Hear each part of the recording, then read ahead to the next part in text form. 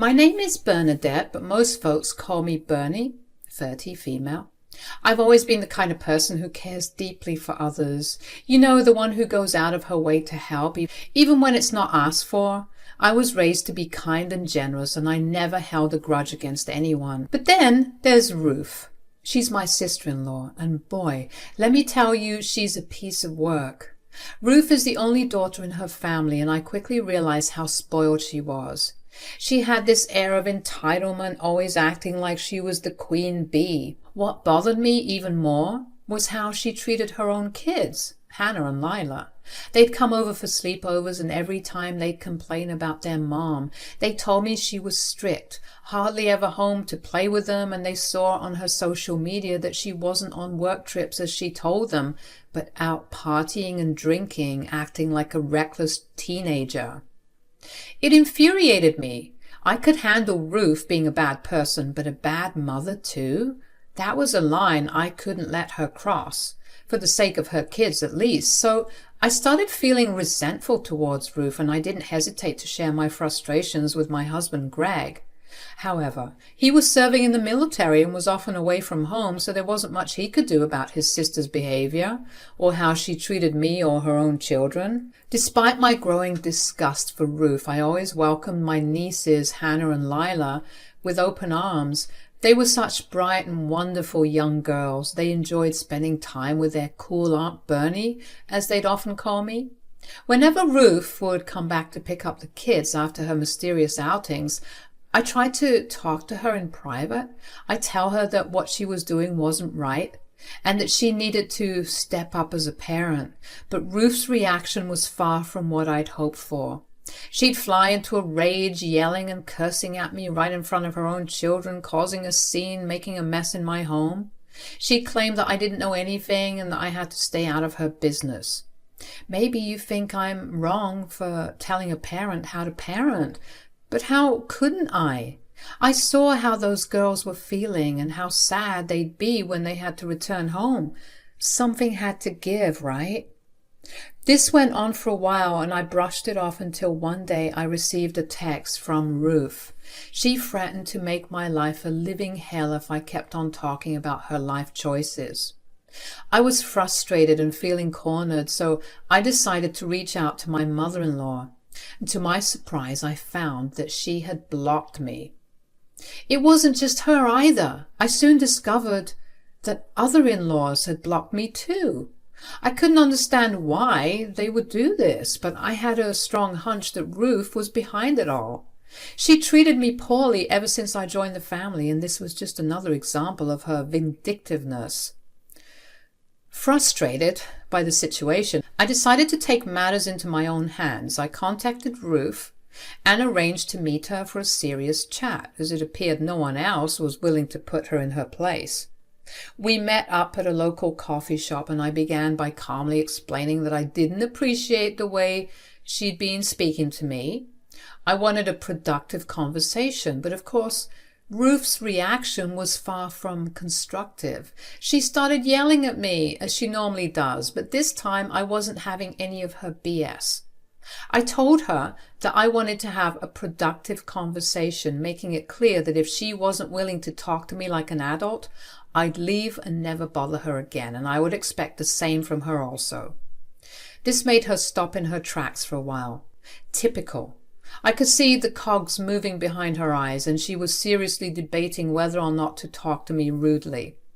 It was clear that Ruth had stopped yelling for a moment because she knew she had the advantage of free babysitting services from me whenever she wanted to go out on her escapades. However, just as I suspected, Ruth's bitterness and anger got the better of her, and she felt attacked by the truth, which only fueled her anger. "Ruth, I just want to talk about the way you treat me. It's not right. And you know it." "Who do you think you are? You have no business telling me how to act. I'm a grown woman." "Then act like it. Why do I have to be here telling a grown woman how to treat people? Everyone says that you're awful." "No one says that. It's only you." "It's everyone, sweetie. They just don't want to tell you because of how you're reacting right now." "You don't tell me what to do." I'm just trying to have a productive conversation here. If you're not willing to do that, then maybe we should end this discussion. You think that you can come in here and judge me, huh? You judge my parenting like your Mother Mary. You know what? I'm going to make your life a living hell, Bernie. I'm going to make sure that no one speaks to you in this city ever again. How would you like to be branded as a wife who's cheating on her man, who's serving the country? It's not like it hasn't been done before. Everyone will believe me and no one will believe you. Why are you so full of hate and anger? It's not enough that you've convinced all of our in-laws to block me, and now you're threatening to spread rumors about me? You're honestly sad and pathetic. We went back and forth for a short while, and I was just completely drained from this sad, bitter woman. I'm done, Ruth. I can't deal with your behavior anymore. As I was walking out of the cafe, Ruth was shouting insults and lies about me, making me seem like I was the bad guy in the situation. Feeling drained by the confrontation with Ruth, I decided to take a step back and focus on my own life, wanting to avoid the negativity that my sister-in-law brought into my world. Meanwhile, Hannah and Lila began reaching out to me more frequently after that altercation at the cafe. They would sometimes be left alone for days on end, with no one to care for them, being forced to fend for themselves.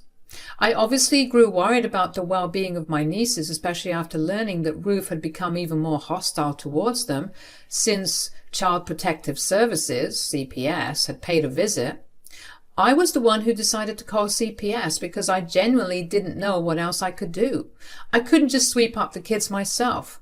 Ruth was so crazy she might have charged me with kidnapping. I called CPS hoping that they would protect my nieces. However, the situation remained unchanged. Ruth always seemed to get wind of CPS's potential visits, and that's when she would put on her Mother of the Year hat and act like she was the best mother in the world. Hannah and Lila would tell me on the phone that this CPS visit made Ruth more hostile towards the kids, and I was caught between my desire to help my nieces and her fear of making their lives even worse. Every so often, when Hannah would tell me that Ruth wasn't around, I would drop off food and drinks and board games at their home. If I was feeling extra risky that day, I'd sit down with them and hang out because no kid should be left alone. I just couldn't help but wish that Ruth would put her pride aside and ask for help in taking care of the kids. She knows that I loved those babies to death and that Ruth could spit in my face, but I would still take care of Lila and Hannah. But Ruth's stubbornness seemed permanent. I couldn't believe my eyes when I opened the door and saw Ruth standing there. She looked disheveled and helpless, like she'd spent the last few nights on the streets. "Ruth, what are you doing here?"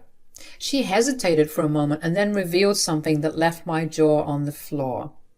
"Bernie, I don't know where else to turn. I've hit rock bottom and I need money fast. It's for the kids." I could feel the weight of her request, but her previous actions had made me cautious. "Why not ask your own family for help, Didn't you say you hated me and you wanted nothing to do with me?" "I did ask my family, and they helped me out already. I can't go back to them now. This money is urgent, Bernie. Cut the holier-than-thou crap and help me, please." I just wasn't buying it. With the way she was looking, she looked like she would blow the money on booze and drugs, so I said this. "Tell me what the kids need and I'll buy it for them." "Huh? What? Why?" "Just give me the money. I'm their mother. And I'm their aunt, and I care about them, so I want to buy them things." "Why do you always act this way? Why can't it ever be simple with you? You always want to argue with me." Her frustration grew and she lashed out. "You're supposed to be family, Bernie. You won't even help your struggling in-law and your own nieces." That's funny, because not long ago you were the same one trying to distance me from the family, no? "That's all in the past, Bernie. I can't stand you sometimes. Why did I even come here?" "Because you're struggling and you need help, but not in the way you think. I think you're going through something, and I'm here to help you if you just let—" "I don't want your help. I don't need your help. Coming here was clearly a mistake. Thanks for reminding me how useless you are." She turned away to storm off, but I was feeling angry, so I said, "One day you're going to get caught for all the crap you're doing. Those babies deserve a present mother, and you know it." She stopped in her tracks and said, "So it was you who called CPS. I have half a mind to teach you a lesson about snitching." For a moment it seemed like she wanted to start a fight, and I was getting ready for it, but then she stopped. I think she must have remembered her desperate need for my help, and she knew that putting her hands on me would end our relationship for good. Without another word, she stormed off, leaving me feeling so sad for her. A couple of weeks went by and I continued to receive texts from Hannah and Lila. They described how Ruth was indeed spending more time at home, but it was far from what they had hoped for. Instead of a caring mother, she was drinking heavily and complaining about life incessantly. Hannah and Lila's messages filled me with deep sympathy for them. I wished I could whisk them away from that environment to offer them the stable, nurturing home they needed. It became increasingly evident that their mother was only home more often to give the appearance of being a responsible parent. The truth, however, was far from it. Then one night I received a call from Hannah and Lila, and their voices trembling on the other end of the line. I could hear the shakiness in Hannah and Lila's voices as they spoke to me, and it tugged at my heartstrings. "Aunt Bernie, things aren't okay here. We really miss you. Why don't you come to visit us?" "Yeah, Aunt Bernie, I miss your cookies and your stories." I felt a lump in my throat, but replied with as much reassurance as I could muster. "I miss you both so much, and I promise you we'll find a way to spend time together. Your happiness means everything to me. Things with your mom are a bit sticky right now, but you don't need me to tell you that. God, I wish I could just whisk you two away." "To Bora Bora, like you promised?" "Yes, to Bora Bora, and to anywhere you two want to go. Where would you like to go, girls?" We spent the rest of the evening chatting about lighter subjects, trying to forget the harsh reality of their situation, if only for a little while. One day, when I was minding my own business, I heard the loud roar of a car in my driveway.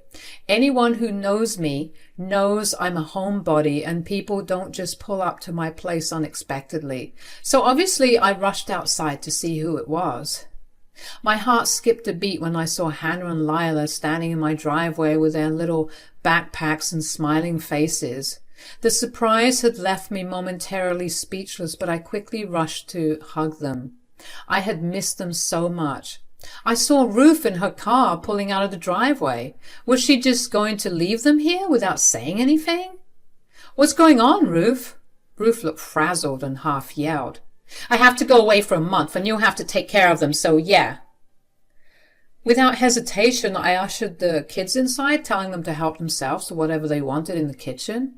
After that, I walked up to Ruth, unable to contain my anger any longer, and I began to shout at her, my voice echoing through the driveway. "Ruth, what the heck is the meaning of all this?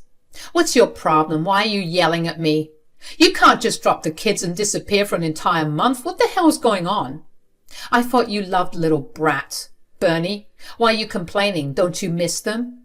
"Of course I love Hannah and Lila, and they're not brats. But you can't just dump them here like you don't care about them, and you can't just dump them here without consulting me. What if I wasn't home? What if I had a work trip?" "Okay, but you don't, and you're here. That's all that matters. You're so spoiled, it's disgusting." "Don't raise your voice at me. You know what? This is all your fault." "What? If you'd helped me with the money like I asked, I wouldn't have to do this. I wouldn't have to slave away for an entire month just to make ends meet. You were the one who said I had to be a better mother, and that's exactly what I'm doing." "Okay, where are you going?" "Why is that your business?" "What if the kids need you? What if they get sick? How am I going to contact you and get hold of you if I don't know where you're going?" "There's this thing called a text message, Bernie. Look it up."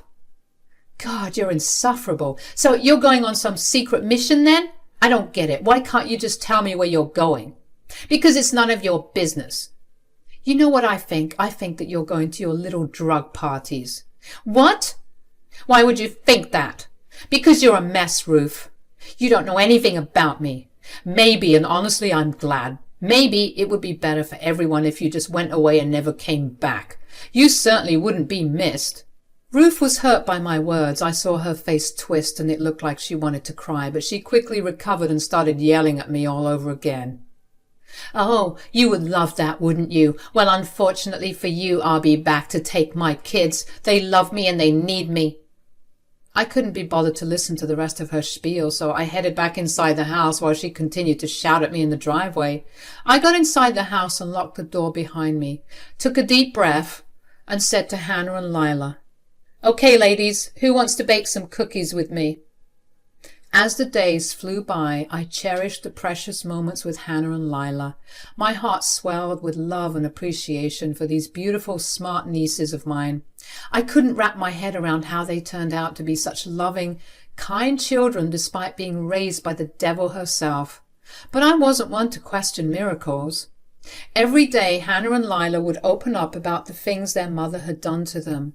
The verbal and physical abuse, even denying them food, it made my blood boil, and I knew I had to devise a plan to ensure the girls would be well taken care of. Hannah, always the little detective, created a burner account to follow her mom. At some point, Ruth had blocked the girls and me from viewing her social media. I guess she figured out that she was being sloppy with her rendezvous. But now, with the burner account, we could see the picture and posts of Ruth living it up during this month when she was supposedly working to support her kids.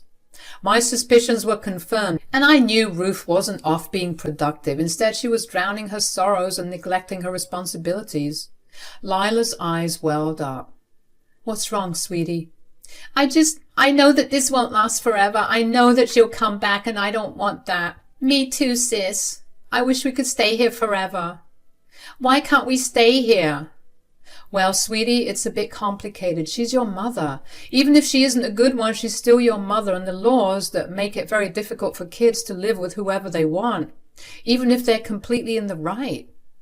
I hugged them both tight and promised that everything was going to work out for us.